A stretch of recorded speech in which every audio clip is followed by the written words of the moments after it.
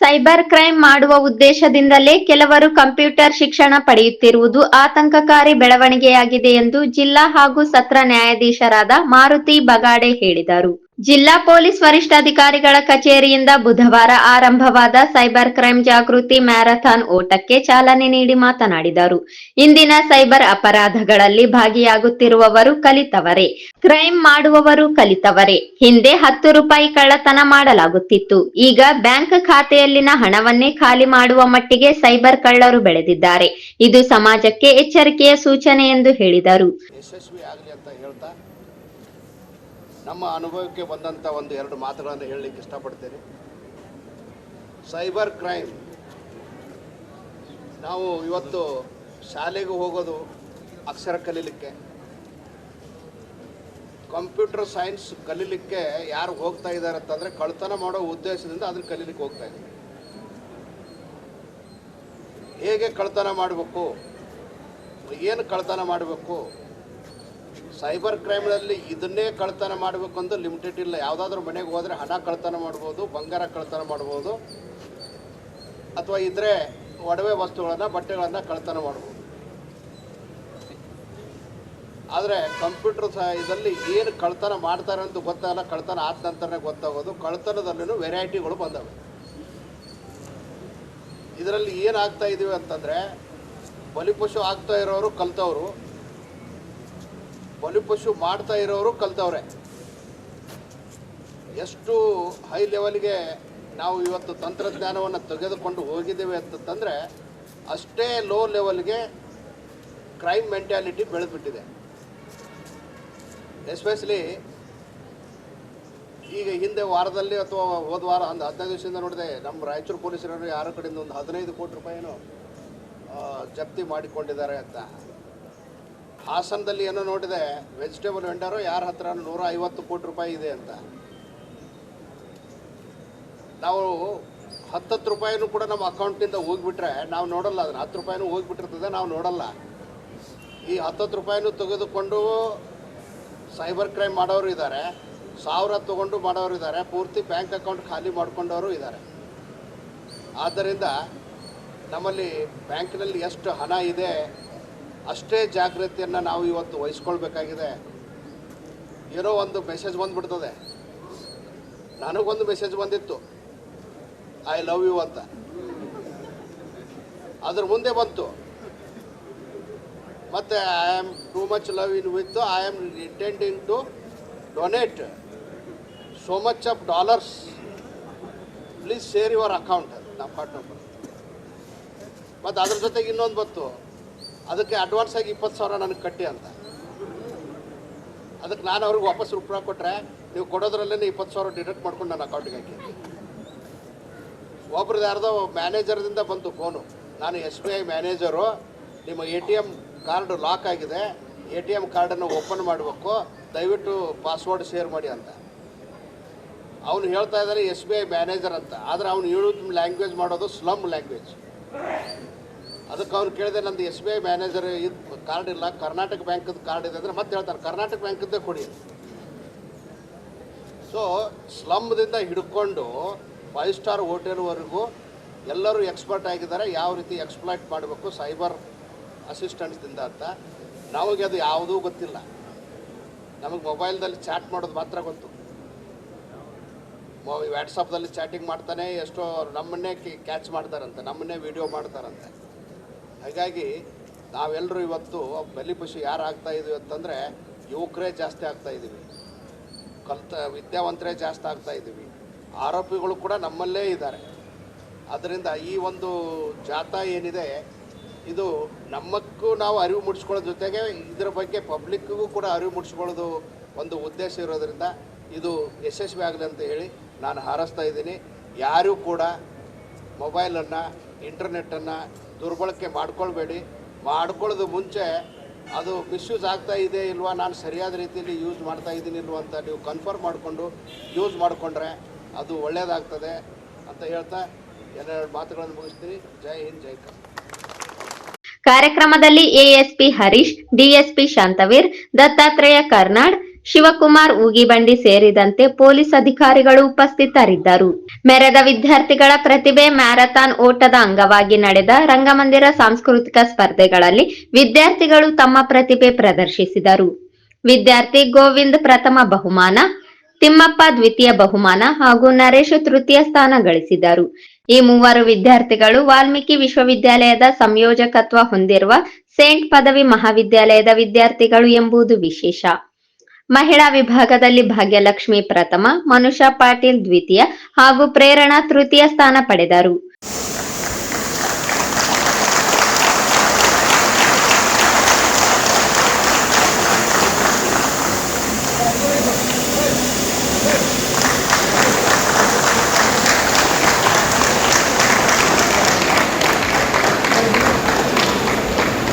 ದ್ವಿತೀಯ ಸ್ಥಾನ ಮತ್ತೆ ಸೆಂಟ್ ಥಾಮಸ್ ಡಿಗ್ರಿ ಕಾಲೇಜು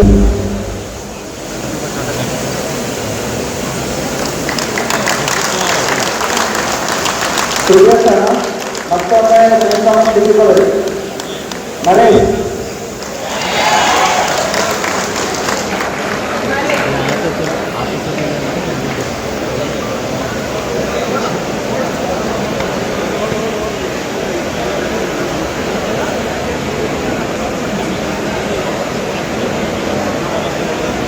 ತೃತೀಯ ಸ್ಥಾನದಿಂದ ಪ್ರಾರಂಭ ಮಾಡ್ತಾರೆ.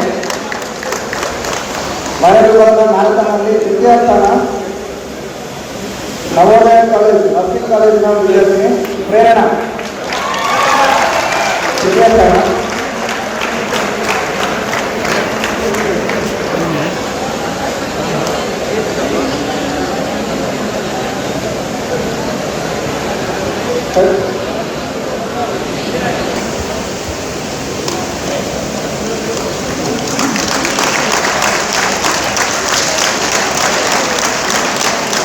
ದ್ವಿತೀಯ ಸ್ಥಾನ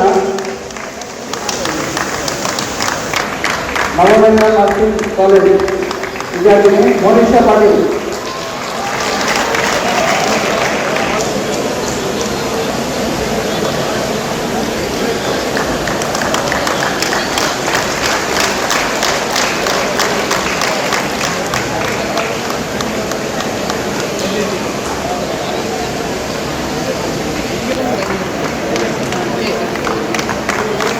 ಮಹಿಳಾ ವಿಭಾಗದ ಪ್ರಥಮ ಸ್ಥಾನ ಮತ್ತೊಮ್ಮೆ ನವೋದಯ ನರ್ಸಿಂಗ್ ಕಾಲೇಜು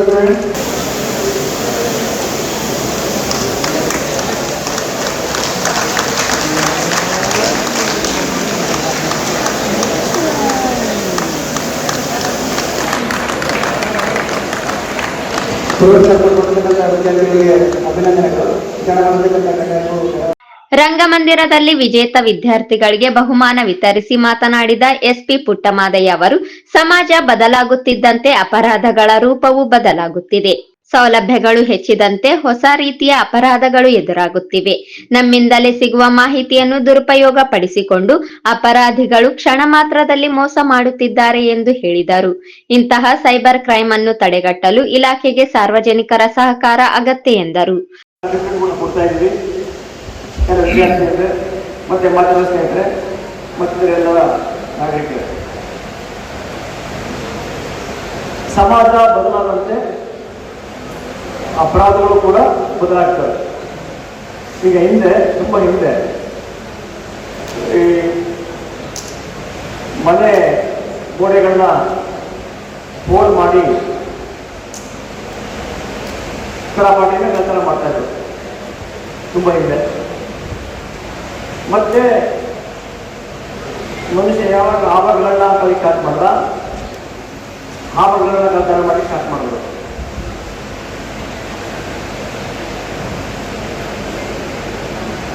ಹಾಗೇನೆ ಯಾವಾಗ ನೋಟ್ ಚಲಾವಣೆ ಬಿಟ್ಟು ಆವಾಗ ಅದರ ಕಲ್ತನ ಸ್ಟಾರ್ಟ್ ಮಾಡಿದ್ರು.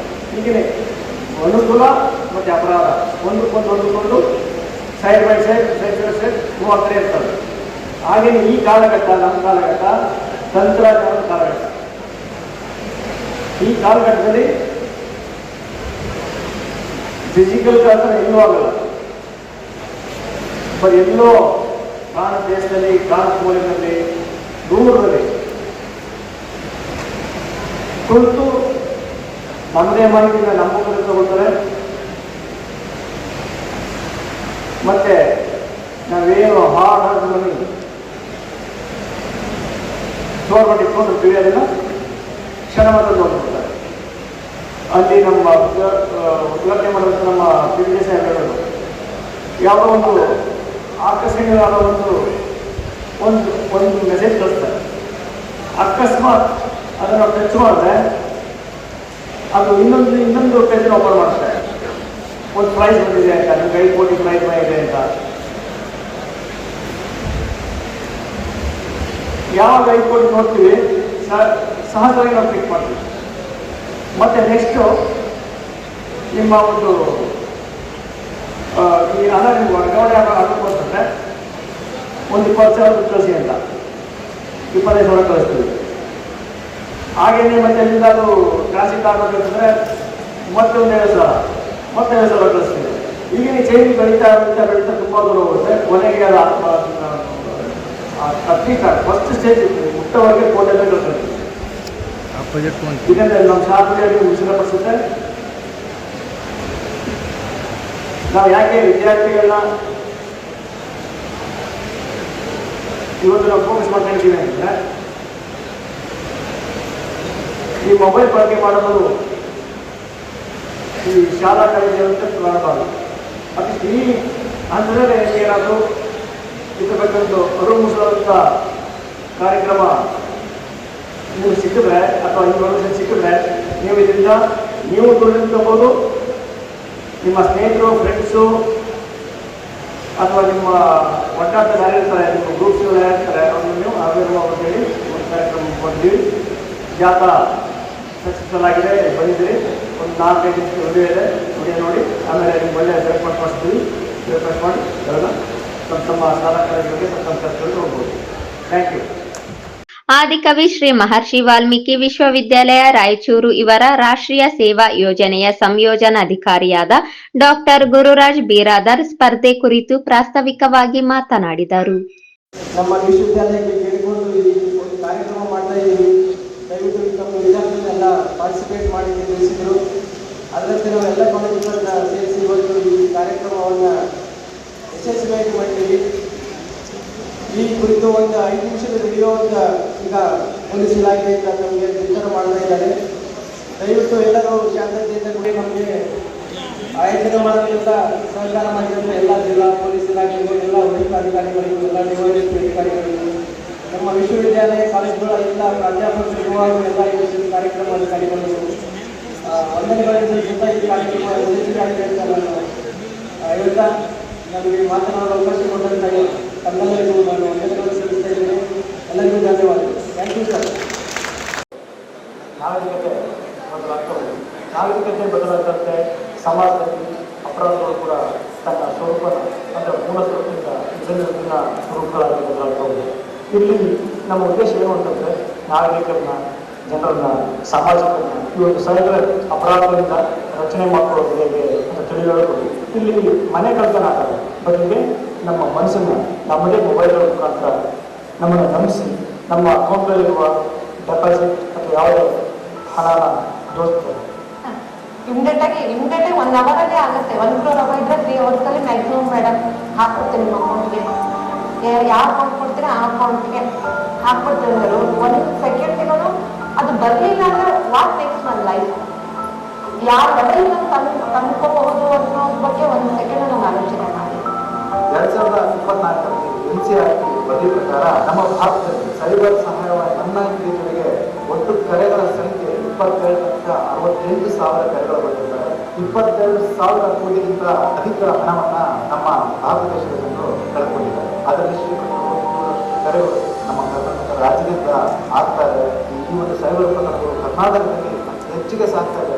ಆನ್ಲೈನ್ನಲ್ಲಿ ಫೇಸ್ಬುಕ್ ಆಗಿರ್ಬೋದು, ವಾಟ್ಸಪ್ ಆಗಿರ್ಬೋದು, ಇನ್ಸ್ಟಾಗ್ರಾಮ್ ಆಗಿರ್ಬೋದು, ತಜ್ಞರಾಗಿರುವಾಗ ನಿಮಗೊಂದು ಆಮಿಷದ ಕರೆಗಳಾಗಿರ್ಬೋದು ಅಥವಾ ಲಿಂಕ್ಗಳಾಗಿರ್ಬೋದು ಬರ್ತವೆ. ನೀವು ಇಷ್ಟೊಂದು ಹಣವನ್ನು ಇನ್ವೆಸ್ಟ್ ಮಾಡಿದರೆ ಅದನ್ನು ದ್ವಿಗುಣ ಬರುತ್ತೆ ಅಥವಾ ಅಥವಾ ಹೆಚ್ಚಿನ ಪ್ರಮಾಣದಲ್ಲಿ ಬಡ್ಡಿದರವನ್ನು ಕೊಡ್ತಿರುವಂತಹ ಅಂಶವನ್ನು ಪ್ರಾರಂಭದಲ್ಲಿ ಅದರ ಲಾಭಾಂಶವನ್ನು ಕೊಡ್ತಾರೆ. ಇದು ಹೆಚ್ಚಿನ ಹಣವನ್ನು ಹೂಡಿಕೆ ಮಾಡಿದ ನಂತರ ಆ ಹಣವನ್ನು ಅವರು ಯಾವುದೇ ಕಾರಣಕ್ಕೂ ಮರಳಿಸುವುದಿಲ್ಲ.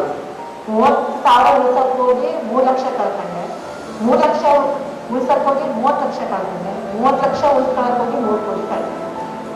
ದಯವಿಟ್ಟು ಕರ್ನಾಟಕದ ಜನತೆಗೆ ಹೇಳೋದು ಒಂದೇ ಸರ್, ಕುತ್ಕೊಂಡು ಯೋಚನೆ ಮಾಡಿದಾಗ ನಾವು ದುಡಿದ್ರೇನೆ ಒಂದು 100 ರೂಪಾಯಿ ಸಿಗಲ್ಲ, ನಮಗೆ ಹೆಂಗೆ ಹೋಗ್ಬಿಡ್ತೇವೆ ಗೊತ್ತಾಗಲ್ಲ. ಸೊ ಒಂದು ಸ್ವಲ್ಪ ವಿಚಾರ ಮಾಡಿ, ಯಾವುದೇ ಕಾರಣಕ್ಕೂ ರೈತರಾಗಿರ್ಬೋದು ಬೇರೆ ಯಾರೇ ಆಗಿರ್ಬೋದು, ಕಷ್ಟಪಟ್ಟು ದುಡಿದ್ರೆ ನಿಮಗೆ ದಿನಕ್ಕೆ ದಿನಗೂಲಿ ಅಂದರೆ ಸಿಗಲ್ಲ ನಿಮಗೆ 300 ರೂಪಾಯಿ. ನಾವು ಹೆಂಗೆ ನಂಬ್ತೀವಿ? ಎಲ್ಲೋ ಇರ್ತಾರೆ ಅವರು, ಫೋಟೋ ಇರಲ್ಲ, ಅವ್ರು ಏನಿರಲ್ಲ, ಜಸ್ಟ್ ಒಂದು ಫೋಟೋ ಅಲ್ಲ.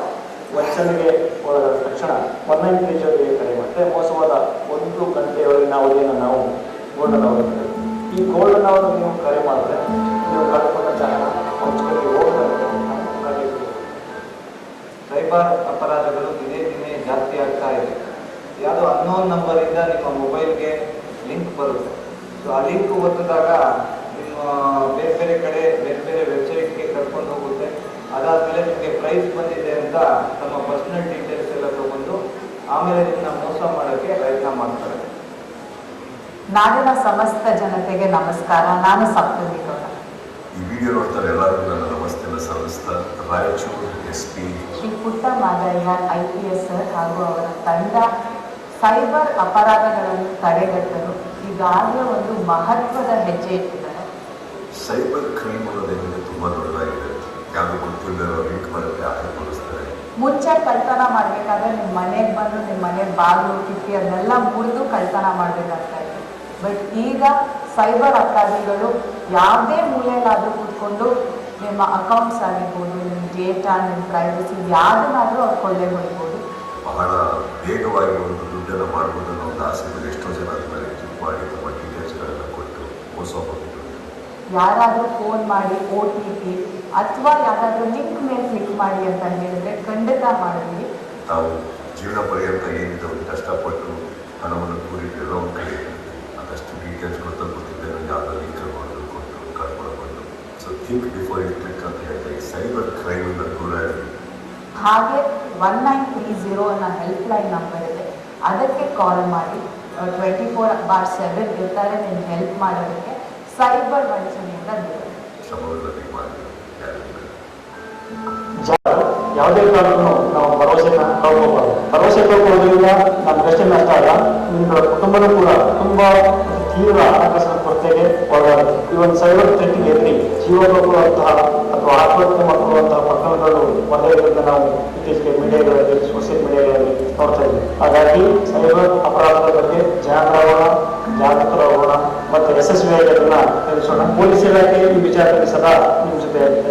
ಈ ಸಂಬಂಧ ಪೊಲೀಸರು ಮತ್ತು ಜನಸಾಮಾನ್ಯರು ಒಟ್ಟಿಗೆ ಕೂಡಿ ಈ ಒಂದು ಡಿಜಿಟಲ್ ಜಗತ್ತನ್ನ ಸುರಕ್ಷಿತಗೊಳಿಸೋಣ. Precaution is better than remedy. Think before click the link. Thank you.